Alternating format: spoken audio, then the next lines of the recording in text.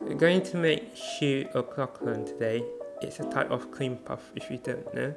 First of all, we're going to need unsalted butter, and then sugar, and then some salt, and then we're going to mix it until everything is combined. And after that, we're going to put some wheat flour, and we're going to mix it again until it's combined. And then we're going to take baking paper and we're going to put the mixed ingredients between them. We're going to roll it until a thickness of about 2 to 3 millimeters, and we are going to put it in the freezer. On a low medium heat, you're going to put another butter, some water, and a pinch of salt, and then we're going to melt the butter until it starts to boil and you can turn off the heat.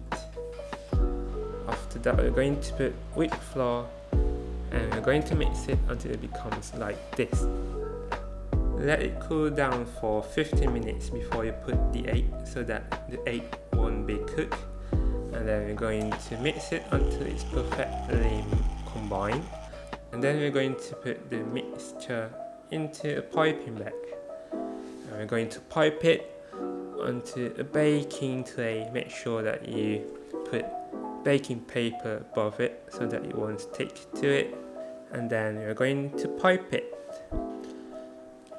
So before you put it in the oven, we're going to take out the thing that we did earlier, and then we're going to use a cookie cutter, a circular one, to make the head, and then you're going to put it in the oven.